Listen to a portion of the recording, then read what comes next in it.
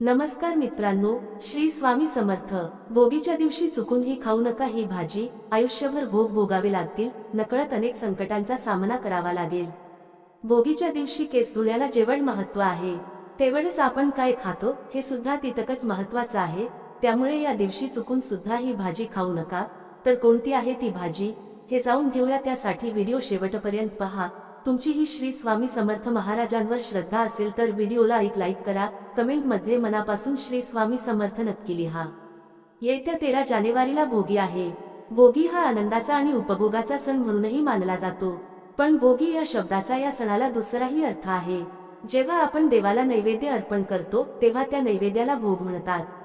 या दिवशी इंद्रदेवाची आठवण काढली जाते। इंद्रदेवाने आपल्या शेतात उदंड पीक पिकावं म्हणून प्रार्थना केली होती अशी मान्यता आहे। ती पीक वर्षानुवर्ष पुढेही विकत राहावी अशी प्रार्थना भोगीच्या दिवशी केली जाते। हिवाळ्याच्या मोसमात सर्व प्रकारच्या भाज्या येतात, शेताला नवीन बहार आलेला असतो, त्यामुळे थकलेल्या शेतकऱ्यास थोडासा विसावा लागतो।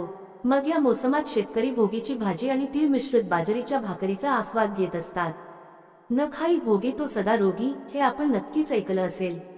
आता ही भोगीची भाजी बनवत असताना आपण कोणत्या भाज्या घ्यायच्या आहे, तसेच कोणत्या भाज्यांचा समावेश चुकूनही करायचा नाही। या भोगीच्या दिवशी जर आपण काही उपाय व काही सेवा केल्या तर त्याचे कित्येक पटीने आपल्याला पुण्यफळ प्राप्त होत असते। पण या दिवशी जर आपल्याकडून काही चुका झाल्या तर त्याचे दुष्परिणाम देखील आपल्याला भोगावे लागत असतात।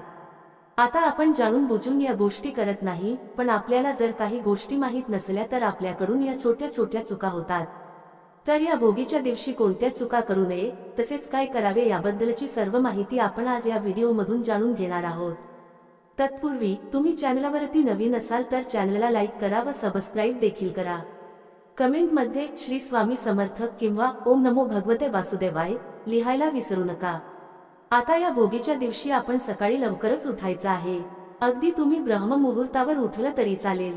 ब्रह्ममुहूर्तावर आपण जी पूजा करतो, सेवा करतो, त्या सेवेचे फळ आपल्याला कित्येक पटीने मिळत असते, कारण त्या वेळेमध्ये वातावरणामध्ये देखील शांतता असते। आता या भोगीच्या दिवशी अभ्यंग स्नानाला देखील खूप महत्त्व आहे। आपल्याला या भोगीच्या दिवशी तिळाचं उटणं तयार करायचं आहे। आपण थोडेसे तीळ घ्यायचे आहे। सफेद तीळ अगोदर तुम्ही मिक्सरमध्ये बारीक करून घ्या, त्यानंतर त्यामध्ये थोडीशी हळद टाकायची आहे आणि आंघोळ करण्या अगोदर हे उटणं आपण आपल्या शरीराला लावायचं आहे। यामुळे आपल्यामध्ये जी काही नकारात्मकता आहे ती दूर होते अशी मान्यता आहे। आता प्रत्येक ठिकाणची पद्धत वेगवेगळी असते, तुमच्या इकडे जशी पद्धत असेल तशा पद्धतीने तुम्ही हा भोगीचा दिवस नक्कीच साजरा करू शकता। तसेच आता हे उटणं लावून झाल्यानंतर आपण आंघोळीच्या पाण्यामध्ये देखील थोडेसे सफेद तीळ टाकायचे आहे। तुमच्या घरामध्ये जर गंगाजल असेल तर त्या पाण्यामध्ये 2 थेंब गंगाजल टाकावा आणि याच पाण्याने आपण आंघोळ करायची आहे। तसेच या दिवशी आपण केसांवरून देखील पाणी घ्यायचं आहे। अगदी आपल्या घरातील लहान बाळ असो किंवा वृद्ध व्यक्ती असो, प्रत्येकाच्या आंघोळीच्या पाण्यामध्ये आपण सफेद तीळ या दिवशी टाकायचेच आहे। तसेच आपण केसांवरून पाणी देखील घ्यायचं आहे। यामुळे आपल्यामधील नकारात्मकता तर दूरच होते, पण त्यासोबत आपलं आजारपण देखील दूर होत असतं। त्यामुळे आंघोळीच्या पाण्यामध्ये तुम्ही या वस्तू जरूर टाकाव्या। आता आंघोळ झाल्यानंतर या दिवशी शुभ्र रंगाचे वस्त्र परिधान करायचे आहे। आता आपल्याला भोगीची भाजी बनवायची आहे। भोगीची भाजी बनवताना शक्यतो तुम्ही सकाळीच ही भाजी बनवावी, कारण या भाजीचा आपल्याला नैवेद्य देखील दाखवायचा असतो। भोगीच्या भाजीला खेंगट देखील म्हणतात।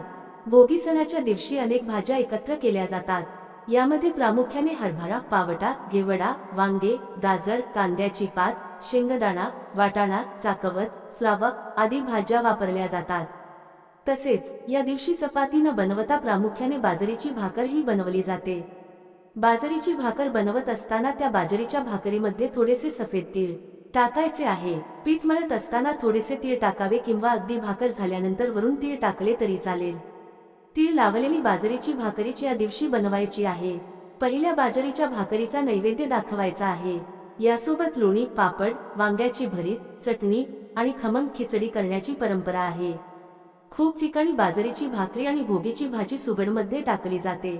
अगोदर सुगड स्वच्छ पुसून घ्यायचा आहे आणि त्यामध्ये जेव्हा नैवेद्य अर्पण करत असतो तेव्हा सुगडमध्ये ही बाजरीची भाकर आणि भोगीची भाजी टाकू शकता। हा नैवेद्य देवापुढे ठेवायचा आहे। सुगडमध्येच भाजी आणि भाकर ठेवली जाते। हा नैवेद्य रात्रभर तिथेच ठेवायचा आहे आणि दुसऱ्या दिवशी हा नैवेद्य ग्रहण केला जातो, अशी सुद्धा काही ठिकाणी पद्धत आहे। आता तुमच्या इकडे जशी पद्धत असेल तशा पद्धतीने तुम्ही नैवेद्य अर्पण करू शकता। पण आपण जेव्हा बाजरीची भाकर बनवत असतो, भोगीची भाजी बनवत असतो, तेव्हा हा नैवेद्य प्रथम आपल्याला देवाला दाखवायचा आहे। तसेच आपण या भोगीसाठी ज्या भाज्या बनवत असतो त्यांचे देखील खूप महत्त्व आहे। वांग हे वातळ असल्याने याचा वापर अनेकदा करू नका असं सांगण्यात येतं। मात्र आयुर्वेदानुसार थंडीच्या दिवसामध्ये वांग्याचे भरीत व वांग्याची भाजी खाणे आरोग्यदायी ठरते। शेंगदाणे आणि तीळ हे पदार्थ असून यामुळे शरीराला अधिक ऊर्जा प्राप्त होते। याशिवाय याच्या खाण्याने त्वचेतील कोरडेपणा कमी होण्यास मदत होते। या भाजीसह दूध, दही, तूप, लोणी, ताक असे दुग्धजन्य पदार्थही खावेत, जेणेकरून शरीराला उष्णता निर्माण झाली तरीही पोटात थंडावा राहील। शरीराला ऊब मिळवण्यासाठी भोगीची भाजी तयार करण्यात येते। तसेच या भाज्या खाऊन तुमची तब्येत अधिक चांगली राखण्यास मदत देखील मिळते। तसेच यासोबत बाजरीची भाकर बनवली जाते। बाजरी हा उष्ण पदार्थ आहे आणि थंडीमध्ये बाजरी खाणे उत्तम मानले जाते। शरीराला उष्णता देणारी आणि कफनाशक असा बाजरी हा पदार्थ आहे।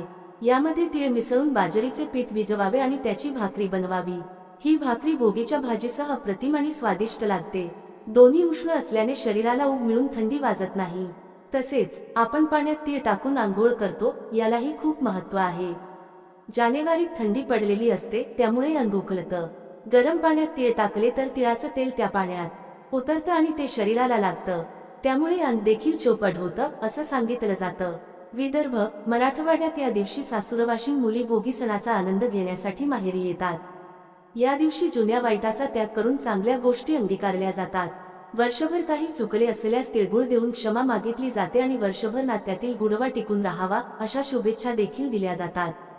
या दिवशी भोगीची भाजी झाल्यावर नैवेद्य अर्पण करत असताना आपल्याला देवघरामध्ये एक दिवा प्रथम प्रज्वलित करायचा आहे।